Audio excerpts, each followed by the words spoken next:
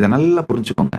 உங்களுடைய திங்கிங்க, உங்களுடைய inner dialogue, emotional baseline, energetic posture, இந்த மூணையுமே அன்கான்சியஸ்னஸ்க்கு பிரான்சைஸ் பண்ணிட்டீங்கயா. இதுல ஒரு கொடுமை என்ன தெரியுமா? டிக்டாக்ல எவனோ கத்தியை வச்சுட்டு சுத்துறது, யூடியூப்ல எவனோ பட்டா கத்தி வச்சுட்டு ஆடுறது, இதையெல்லாம் நீங்க ரொம்ப சீரியஸா உங்களை அறியாமலே உங்களுடைய அன்கான்சியஸ் இதையெல்லாம் முழுங்கிறதுனால அது தானா போய் உங்களுடைய எனர்ஜெட்டிக் போஸ்டர்ல உட்கார்ந்துருதுங்கய்யா. ஆகார சுத்தி அடிப்படையான தேவை. ஆகார சுத்தினா வெறும் வாய் வழியாக எடுக்கின்ற உணவு மாத்திரமல்ல, கண் வழியா நீங்க பார்க்கிறவைகள் கூட ஆகாரம் தான். காது வழியா கேட்கறதெல்லாம் ஆகாரம். புலன்கள் 5 வழியாகவும் நீங்கள் எடுக்கின்ற எல்லாமே ஆகாரம் தான். ஞானேந்திரியங்கள் 5 வழியாகவும் நீங்கள் எடுக்கும் எல்லாமே ஆகாரம் என்பதை புரிந்து கொள்ளுங்கள். அதனால ஆகார சுத்தி இல்லாமல் சொசைட்டியோட ஈகோ சிஸ்டமே, நீங்க வாழற மொத்த ஈகோ சிஸ்டமே ஆகார சுத்தி இல்லாமல் போனதனால் இதை நார்மலைஸ் பண்ணி இந்த ஆகார சுத்தி இல்லாத வாழ்க்கையினால உருவாகிற அன்கான்சியஸ்ட உங்களுடைய இன்னர் டயலாகையும் எமோஷனல் பேஸ்லைனையும் எனர்ஜெட்டிக் போஸ்டரையும் ஹேண்ட் ஓவர் பண்ணிட்டு, ஐயோ சாமி, ஐயோ வாழ்க்கை இவ்வளவு கஷ்டமா இருக்கே, துக்கமா இருக்கே, இப்படிதானா நான் முடிவெடுத்துட்டு இருக்கிறேன், என்ன சாமி சொல்றீங்க, நான் உள்ள இருக்கிறது தான் வெளியில மேனிஃபெஸ்ட் ஆகுதுன்னு சொல்றீங்க, நான் இவ்வளவு மோசமாவா உள்ள முடிவெடுத்துட்டு இருக்கிறேன், இவ்வளவு மோசமா ஒண்ணு இல்லையே, எனக்கு பணம் வேணும் தானே நான் நினைக்கிறேன், செல்வந்த நான் வாழணும் தானே நான் நினைக்கிறேன், ஹெல்த்தியா இருக்கணும் தானே நான் நினைக்கிறேன். அப்பா, வெறும் இன்னர் டயலாக்ல மட்டும் ஒரு 5 நிமிஷம் பணம் வேணும் தான், பணம் இருந்தா நல்லதா இருக்கும், ஹெல்த்ல இருந்தா நல்லதா இருக்கும் அப்படின்னு நினைச்சிடுறது நினைப்பு கிடையாது. அது அகம் கிடையாது. அகம்ங்கிறது இந்த 3ம் சேர்ந்தது. Inner dialogue, emotional baseline, energetic posture, இந்த 3ம் சேர்ந்து நீங்கள் எவ்வாறு இருக்கின்றீர்கள் என்று சற்றே சாட்சியாக பாருங்கள். இன்னர் டயலாக்ல கூடங்கய்யா ஒரு 5 நிமிஷம் தான் ஹெல்த் இருந்தா நல்லா இருக்கும், வெல்த்தியா இருந்தா நல்லா இருக்கும்லாம் தோணும். ஆனா ஹெல்த்துக்கு தேவையானது எதையாவது செய்வோமா? கிடையாது. ஹெல்த் இருந்தா நல்லா இருக்குமே யோசிச்சுட்டு முடிச்ச உடனே சட்டி பிரியாணி, அது நான் பக்கெட் பிரியாணி, ஐயோ பக்கெட் பிரியாணி தின்னுட்டு பாட்டில் அப்படியே குடிக்கிறது. இல்ல சாமி, பழகிடுச்சு சாமி, உட முடியல சாமி. சரி, அட்லீஸ்ட் வில்லேஜ் வச்சுட்டு இதெல்லாம் பண்ணு. நீ செத்து போனே உடம்ப என்ன பண்ணணும்? புதைக்கணுமா, எரிக்கணுமா? அதுக்கு ஏதாவது பணத்தை சேர்த்து வச்சுட்டு இருக்கிறதெல்லாம் யார் யாருக்கு பிரிச்சு வைக்கணும், ஏதாவது வச்சிருந்தீங்கன்னா அதை யார் யாருக்கு பிரிச்சு வைக்கணுமோ எழுதி வச்சிரு, பில் எழுதி வச்சிரு.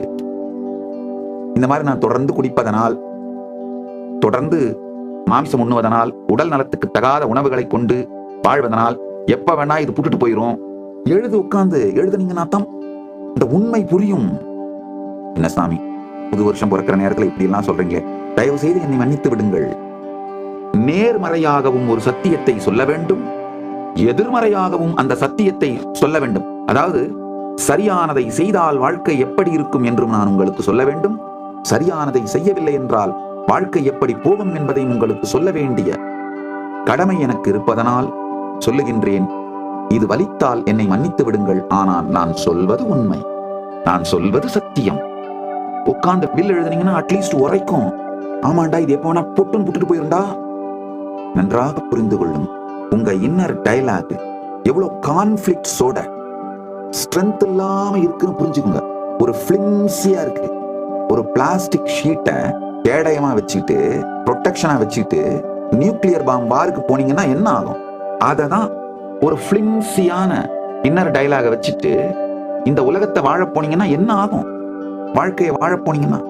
அதனால உங்கள் அகம் உயிர்ப்புணர்வோடு, உயிரின் உயிர்ப்போடு இந்த இன்னர் டயலாகும் எமோஷனல் பேஸ்லைனும் எனர்ஜெட்டிக் போஸ்டரும் பவர்ஃபுல்லா கான்சியஸா இருக்கணும்னா முதல் வேலையை நீங்க செய்ய வேண்டியது, என்ன நடக்குதுன்னு அப்படியே சாட்சியா பாருங்க, ரெகக்னைஸ் பண்ணுங்க உள்ள நடக்கிறத. ஏன் வேற ஒண்ணும் இல்லைங்க. ஒரு சின்ன உதாரணம், நான் இந்த இன்னொருத்தருக்கு கீழே வேலைக்கு போறது மிகப்பெரிய தருத்திரம்னு சொல்லி ஒரு சத்சங்கத்துல பேசினேன். அது ஒரு ஷார்ட்ஸா ரீல்ஸா பல சேனல்ஸ்ல போட்டிருக்காங்க. அதுக்கு கீழே அத்தனை பேர் வந்து கம்பு சுத்திட்டு இருக்காங்க. வேலைக்கு போலனா சோறு யார் போடுவாங்க, உனக்கு என்ன, நீ சாமியாரு, உனக்கு யாராவது போடுறாங்க, எங்களுக்கு யார் போடுவாங்க, எல்லாம் கம்பு சுத்திட்டு இருக்காங்க. கொஞ்சம் பொறுமையோட கேளுங்க. நான் வேலை செய்யாதீங்கன்னு சொல்லல, வேலைக்கு போகாதீங்கன்னு தான் சொல்றேன். நல்லா புரிஞ்சுக்கோங்க. இன்னொருத்தருக்கு கீழே வேலை செய்யறதேங்கய்யா உங்க வாழ்க்கைக்காக நீங்க திங்க் பண்றதை பிரான்சைஸ் பண்ணி விட்டுறீங்கயா. உங்க வாழ்க்கையை நீங்க டிசைன் பண்றதையே இன்னொருத்தருக்கு பிரான்சைஸ் பண்ணி விட்டீங்கன்னா நீ வாழறத விட செத்துடலாமே. இருந்து என்ன? உங்க வாழ்க்கையை நீங்க டிசைன் பண்ணணுங்கய்யா. Be your own boss. உங்க வாழ்க்கைக்கு நீங்க பொறுப்படுங்க. இப்ப என்ன, நான் வேலைக்கு போயிட்டு இருக்கேன் சாமி, சொந்தமா என் தொழில் தொடங்கி நானே ஒரு தலைவனா மாறுறதுக்கு கஷ்டம் சாமி. அப்ப என்ன பண்ண, ஒரு வருஷம் ப்ராஜெக்டா மாத்திக்கோங்க.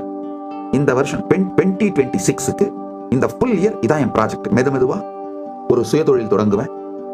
அதுல நல்ல என்னுடைய காலை ஊனிட்டு ஃபவுண்டேஷனை கிரியேட் பண்ணிட்டு வேலைக்கு போறத மெதுவா குறைப்பேன். இன்னொருத்தருக்கு வேலை செய்யறத குறைச்சி இந்த வருஷ கடைசிக்குள்ள என்னுடைய தலைவனாக நானே மாறிவிடுவேன்.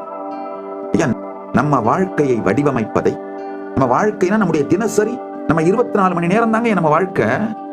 நம்ம வாழ்க்கைனா வெறும் உங்களுடைய பெரிய முடிவுகளான கல்யாணம், குழந்தை பெற்றுக்கிறது, வீடு வாங்குறது, இந்த பெரிய முடிவுகள் மட்டும்தான் உங்க வாழ்க்கைன்னு நினைக்காதீங்க. உங்களுடைய 24 மணி நேரம் உங்க வாழ்க்கைங்கயா.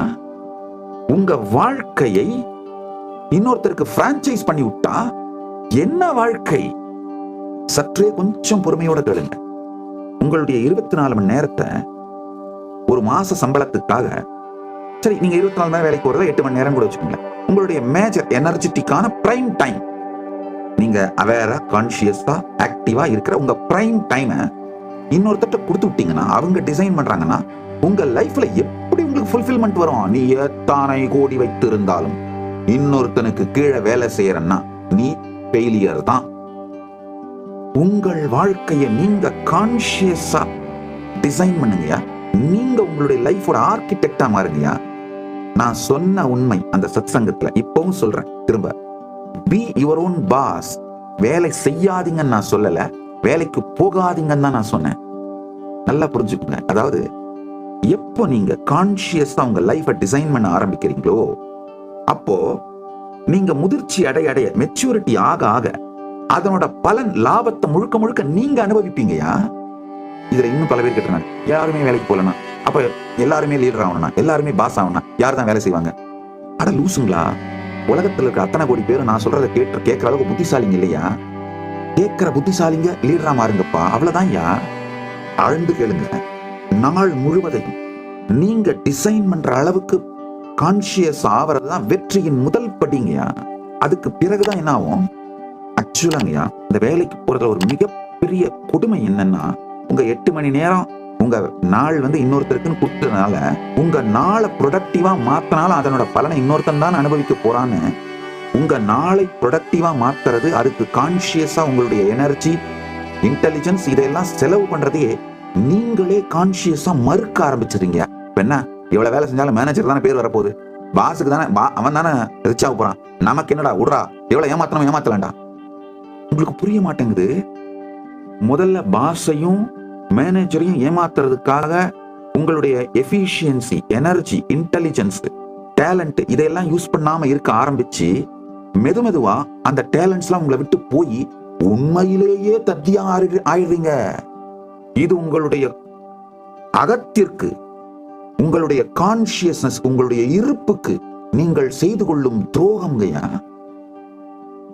ஆனாங்களே தலைவனா இருந்தா, அதாவது உங்களுடைய செயல், உங்களுடைய டைம், ட்ரெஷர், டேலண்ட் இதையெல்லாம் நீங்க போட்டு, உங்களுடைய வாழ்க்கையை போட்டு நீங்க செய்யற செயல்களோட பலன்கள் உங்களுக்கே தான் வரப்போகுதுன்னா, அது உங்களையே தான் வளப்படுத்த போகுதுன்னா, அப்போ உங்களை நீங்களே போட்டு